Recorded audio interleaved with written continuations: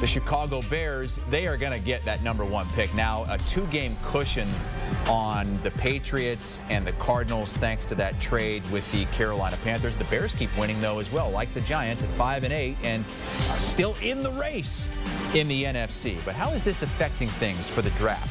Let's bring in Brady Quinn and our draft expert, host of the With the First Pick podcast, Ryan Wilson. Who the hardest working man no, this he time is. of year. He doesn't need to be putting together all these mock drafts and all this stuff, but he does because he's Ryan Wilson. Well, not only does he do like the full mocks for the website, right. Jack, our producer, asked him to do a special mock just for this segment of the show. So he's got that right now. I'm kind of to blame for that, Ryan. We haven't worked together a long time. I have requested to do this because I wanted to work with you again. Well, and not Pete. Let's go first things first here with Tommy DeVito and the Giants. It's a fantastic story.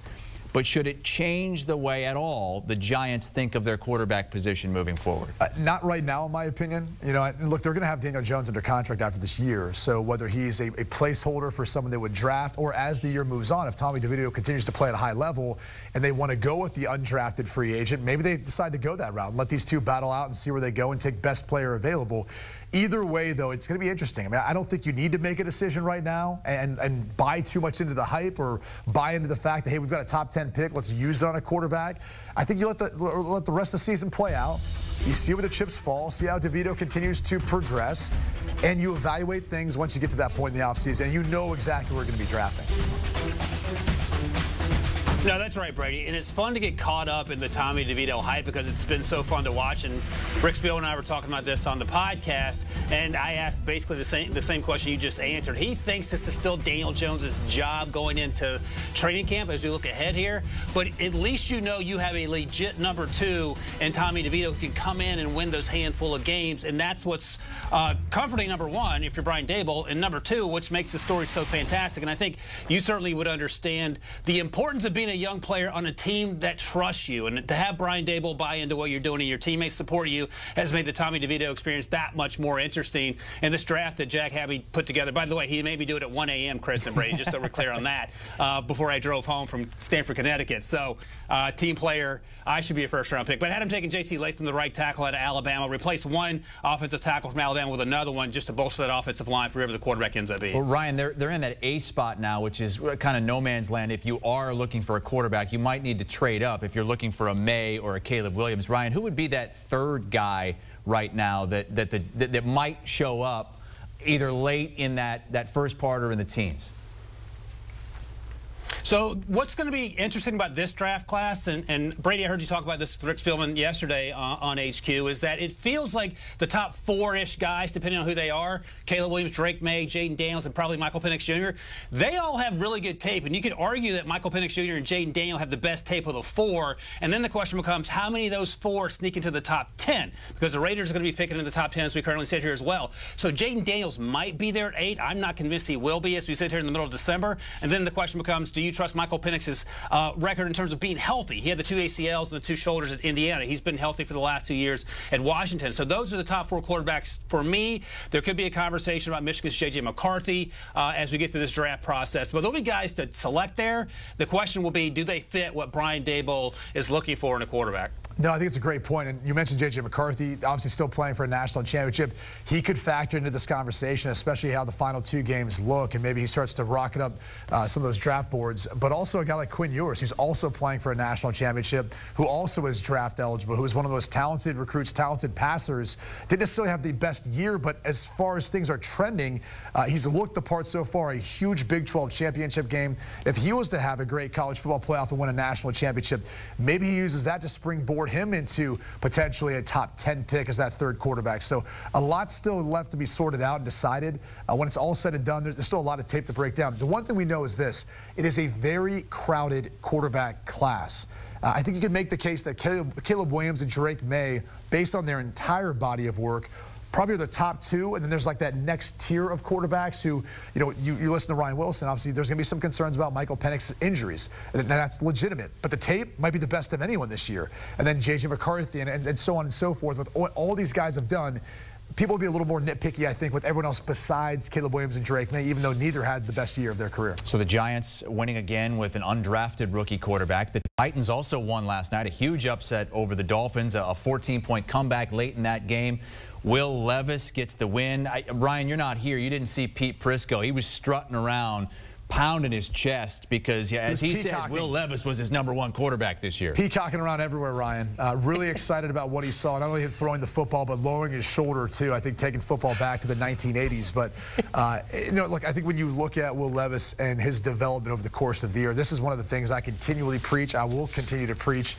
All these guys need time. They need time to develop. They need real live game experience. And a lot of times that's tough for a fan base to deal with because they expect guys to come in immediately and, like Patrick Mahomes, even though he sat a year and then played, you know, be able to be an MVP caliber quarterback. That's just not the learning curve for a lot of guys. It takes time. Look at Trevor Lawrence from year 1 to year 2 and his growth in that maturation process. I'm not giving up on Bryce Young. So, look, Will Levis, he's had flashes of brilliance. There's also been some times where you've seen he's still inexperienced and a rookie, and he's going to continue to develop.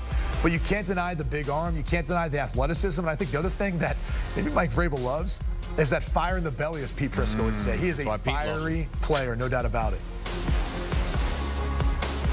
Brady, I could not agree more, and I think the point you made about preaching patience is easy to say out loud, harder for fans and even front office types and coaches to understand in the moment because it's win now, and that's the mentality that we sort of are confronted with. But Jordan Love's a perfect example of a player who had to wait to grow into that role, both because there was a player in front of him in a Hall of Famer, and also but he needed to learn the offense and didn't play well last night, but that doesn't take away from what he's done this year. And I think you can appreciate what these young quarterbacks are doing with the understanding that they are probably going to get better. And you talked about it last segment. I watched the last segment, so I did see Pete Prisco moonwalking around the studio with his big W last night with Will Levis. But you talked about it as well in terms of great quarterbacks are consistently great, and then there's a tier after that where sometimes you played really well and sometimes you struggle a little bit, and that's what we see over the course of the season so far with these young quarterbacks, and it's just understanding what to get out of them. And by the way, we saw this with Tua. We've seen this with Patrick Mahomes. If you do not put players around great quarterbacks, they are going to be something less than great. And that's the other thing you have to figure out as a general manager and head coach.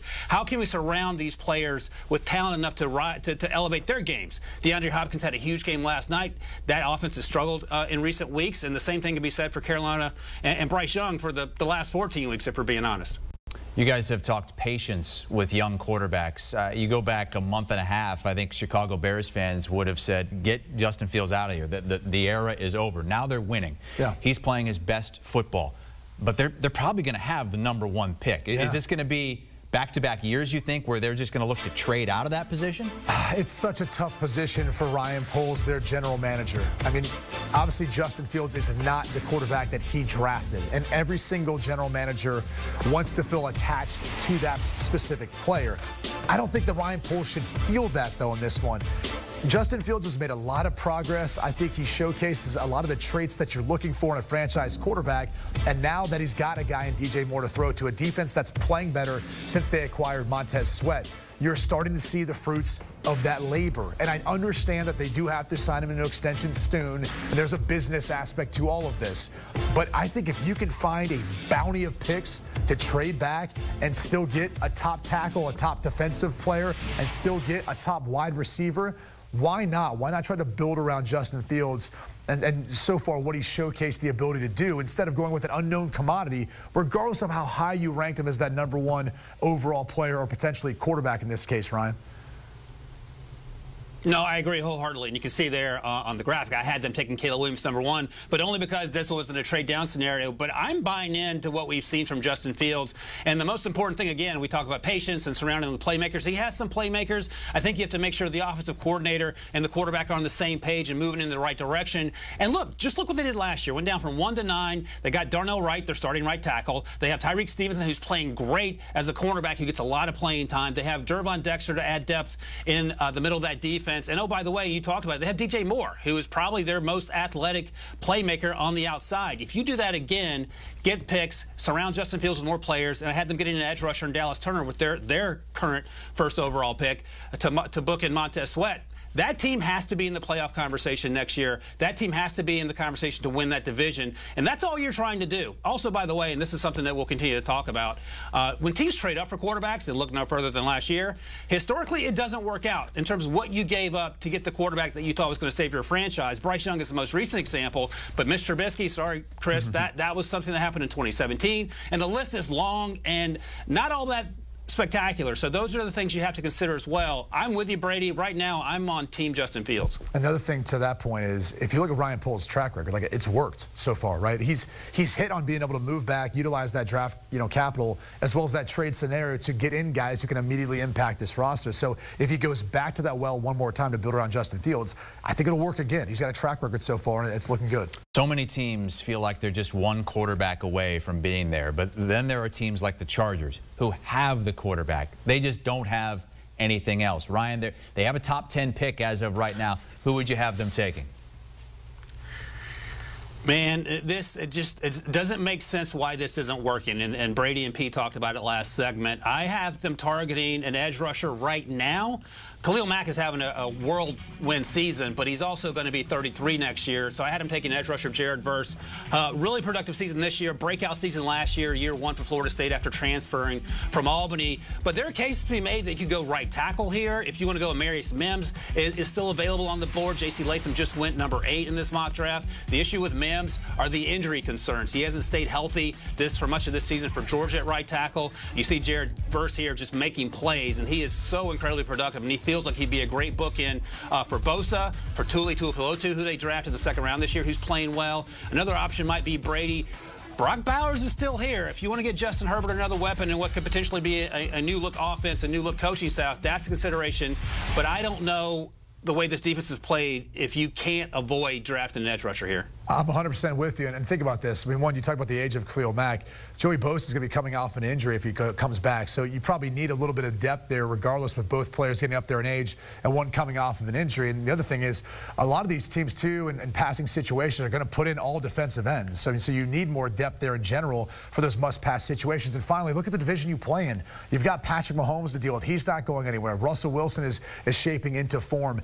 He's going to be there for the foreseeable future. So you've got to have the ability to rush a lot of those opponents in if you want to actually compete within the division. So it makes a lot of sense versus, no doubt, one of the top defensive edge rushers in this draft class. We talked about the tiers of quarterbacks and how it's Caleb Williams, it's Drake May, and then down to another tier. Ryan, you got the Patriots drafting second right now. If they're in that spot, I mean, is there any way they don't go quarterback? So Rick and I talk about this a lot on the podcast as well, and last year the conversation was the Houston Texans had 2 first-round picks. Number 2 was where they ended up, and Rick repeatedly said you cannot come out of this draft of the Houston Texans without a quarterback. And obviously they got C.J. Stroud. This is the exact same conversation for the New England Patriots. We don't even know who the coach is going to be, which is a wild thing to say about Bill Belichick, but that's where we are down that road. But you have to have a quarterback, and as much as it pains me to say it, Mac Jones, it turns out, is not the guy. Bailey Zappi is a backup. Drake May is a special talent. And, I've heard you talk about this, Brady. The tape this year wasn't lights out, but new coaching staff offensively, playmakers weren't up to snuff as they were in previous years until Des Walker got there. And he's asked to do a lot, sometimes with a little, especially with the offensive line. I think Drake May has a chance to be really good. And here's something that I've learned throughout being the draft person, whatever you want to call me at CBS Sports, is that there are no hard and fast rules with evaluating quarterbacks. And Rick likens Drake May to Trevor Lawrence. I say he may be closer to Daniel Jones, but I think that's the spectrum we're talking about. You fingers crossed you get Trevor Lawrence, but you just don't know how it's going to play out based on how he produces as he gets older, as he grows into a system, are the places around him. But if you're New England and you have to rebuild, you start with Drake May if he's there at number 2.